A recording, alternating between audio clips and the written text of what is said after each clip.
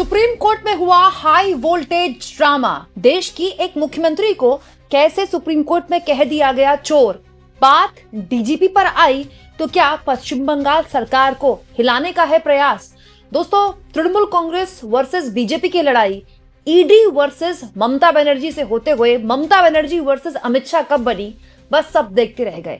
लेकिन जब मामला आज सुप्रीम कोर्ट में गया तो सुप्रीम कोर्ट में ईडी ने ताबड़तोड़ ममता बनर्जी पर ऐसे ऐसे आरोप लगाए कि सुनने वाले सुनते रह गए और देखने वाले देते रह गए। कैसे ममता बनर्जी इन आरोपों का देंगी मुंहतोड़ जवाब आगे बताऊंगी, लेकिन पहले आपको पूरा मामला समझा देती हूँ। आप जानते हैं दोस्तों, तड़के अचानक से कुछ दिन पहले, पिछले हफ्ते इनफैक्ट, ईडी की एक टीम आईपैक के दफ्तर पहुंच गई। आईपैक वही संस्था है जिसकी शुरुआत प्रशांत किशोर ने की थी, बाद में उससे वो अलग हो गए।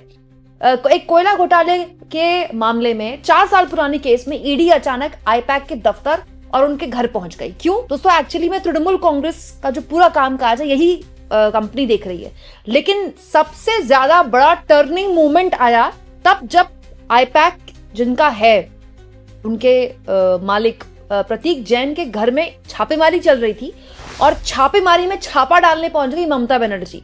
प्रतीक जैन का फोन लेकर, फाइल लेकर वहां से चली गई और ताबड़तोड़ बाहर आकर खूब खरी खोटी सुनाई अमित शाह को भी और केंद्र की मोदी सरकार को भी, और कहा कि ईडी यहाँ ये जो चालबाजियां कर रही है यहाँ नहीं होने देंगे, ये पश्चिम बंगाल है।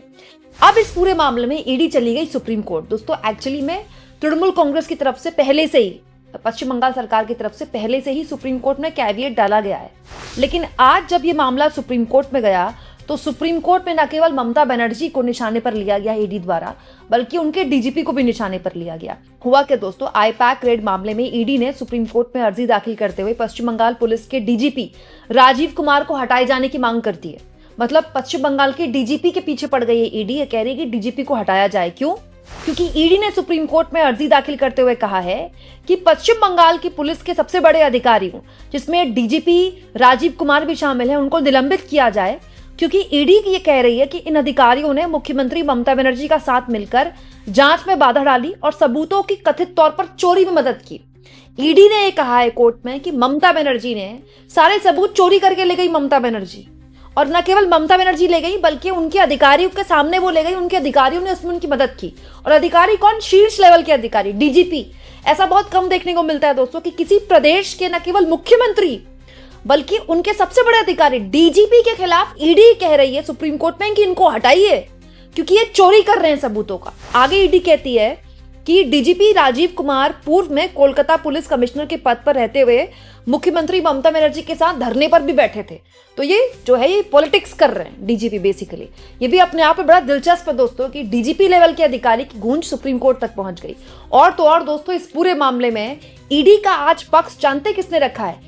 सॉलिसिटर जनरल तुषार मेहता, सबसे बड़े सुप्रीम कोर्ट के वकीलों में से एक हैं। लाखों रुपए चंद मिनट खड़े होने के ना सुप्रीम कोर्ट में लाखों रुपए लेते हैं। इतने मतलब देश के सबसे महंगे वकीलों में से एक है तुषार मेहता। उन्होंने ईडी का पक्ष रखा है आज सुप्रीम कोर्ट में। और दोस्तों, सॉलिसिटर जनरल तुषार मेहता ने ईडी का पक्ष रखते हुए सुप्रीम कोर्ट में कहा कि दरअसल सबूतों की चोरी की है। ममता बनर्जी को चोर बोल रहे हैं।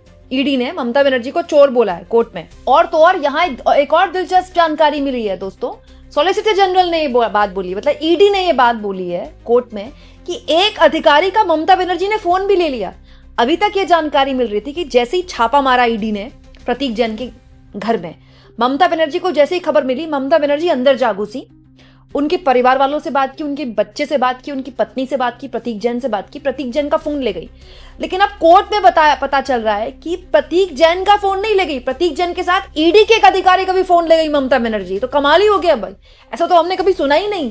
दोस्तों, ईडी ने आरोप लगाया कि छापेमारी के दौरान मुख्यमंत्री खुद वहां पहुंची, जांच अधिकारियों का लैपटॉप ले गई, महत्वपूर्ण दस्तावेज ले गई और मोबाइल फोन छीन के ले गई। मतलब मुख्यमंत्री पर यह आरोप लगा रही है ईडी कि केवल प्रतीक जैन के दस्तावेज नहीं ले गई, ईडी के पेपर्स भी ले गई, ईडी के लैपटॉप भी ले गई। इसीलिए दोस्तों, कोलकाता पुलिस कमिश्नर मनोज कुमार वर्मा और डीजीपी राजीव कुमार को न केवल तुरंत निलंबित करने की मांग कर दी है ईडी ने सुप्रीम कोर्ट में, बल्कि कहा कि इन पर कानूनी कार्रवाई भी हो, इन पर एफआईआर हो। मतलब डीजीपी के खिलाफ एफआईआर दर्ज करने की मांग कर रही है ईडी कोर्ट में। दोस्तों, ईडी ये कह रही है कि राज्य सरकार राज्य की मशीनरी, प्रशासनिक तंत्र को ईडी के खिलाफ इस्तेमाल कर रही है। अब इस पूरे मामले में आगे सुनवाई होगी दोस्तों। वहीं दूसरी ओर तुषार मेहता का सामना कर रहे थे कपिल सिब्बल, ममता बनर्जी का पक्ष रखने के लिए, या फिर ये कह ले कि तृणमूल कांग्रेस सरकार जो पश्चिम बंगाल की सरकार है उनका पक्ष रखने के लिए कपिल सिब्बल वहां पर खड़े हुए थे। तो कपिल सिब्बल वर्सेस तुषार मेहता चल रहा था। कपिल सिब्बल ने कहा कि जो हो रहा है उससे हम परेशान हैं। ईडी ने बंगाल आने के लिए 2 साल का इंतजार क्यों किया? 2 साल पुराना केस है तो ईडी ने बंगाल आने के लिए 2 साल का इंतजार किया। ये सिर्फ पूर्वाग्रह पैदा करने के लिए है। रेड के दौरान मौके पर ममता बनर्जी के पहुंचने को लेकर कपिल सिब्बल ने कहा कि ईडी पहले से वहां थी और मुख्यमंत्री दोपहर 12 बजे आई और 12:15 पर चली गई। तो कपिल सिब्बल ये बता रहे थे कि भाई ईडी तो वहां थी, ईडी वहीं थी। ममता बनर्जी 15 मिनट के लिए आई और उसके बाद चली गई। ममता बनर्जी के जाने के बाद भी ईडी वहां पर थी। फिर दोस्तों ईडी की तरफ से सुप्रीम कोर्ट में कहा गया कि ऐसा क्या छुपाने की कोशिश कर रही थी ममता बनर्जी कि जबरन अपने पुलिस अधिकारियों के साथ उनको वहां दाखिल होने की जोर आजमाइश करनी पड़ गई। खूब ड्रामा हुआ है आज सुप्रीम कोर्ट में। मतलब सॉलिसिटर जनरल तुषार मेहता ने कहा है कि ऐसे कौन से साक्ष्य मिटाने थे, ऐसी क्या जरूरत थी कि मुख्यमंत्री को, स्वयं राज्य की मुख्यमंत्री को पुलिस कमिश्नर के साथ परिसर में घुसना पड़ रहा है।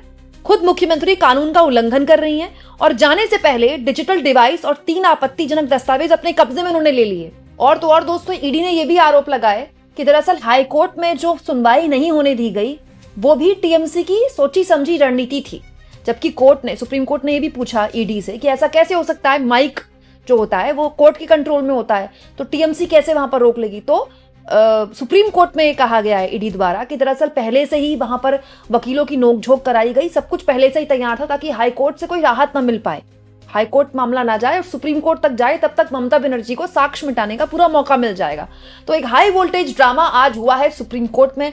कपिल सिब्बल ने ममता बनर्जी का पक्ष रखते हुए कहा कि भाई ममता बनर्जी तो केवल 15 मिनट के लिए वहां पर आई और दूसरी सबसे बड़ी बात, ईडी को पहुंचने में 2 साल क्यों लग गए? तो पुराना केस था, चुनाव से पहले ईडी क्यों पहुंची है? अब देखिए इस पूरे मामले में ईडी अब जो करेगी सो करेगी, लेकिन ये मामला अब हो गया पॉलिटिक्स का, इसमें होगी पॉलिटिक्स।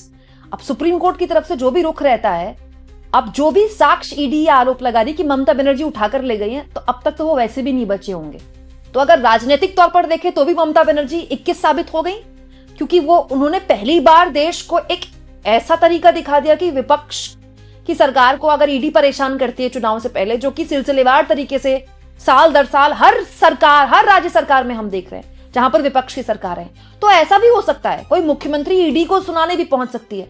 बल्कि अब तो खुद ईडी सुप्रीम कोर्ट में कह रही है कि ईडी के अधिकारियों के लैपटॉप और फोन छीन के लगी ममता बनर्जी। तो राजनीतिक तौर पर तो ममता बनर्जी को सुप्रीम कोर्ट से कोई झटका मिल जाए, लेकिन राजनीतिक तौर पर ममता बनर्जी के लिए आप सोच लीजिए एक आइकॉन बन जाएंगी ममता बनर्जी, कि अगर मोदी और उनकी ईडी से या अमित शाह उनकी ईडी से कुछ टक्कर ले रहा है तो ऐसे ले रहा है, वो भी ममता बनर्जी स्टाइल। आप इस मुद्दे पर क्या सोचते हैं? कमेंट बॉक्स में जरूर लिखें और जितना हो सके दोस्तों चैनल को शेयर भी करें और सब्सक्राइब भी।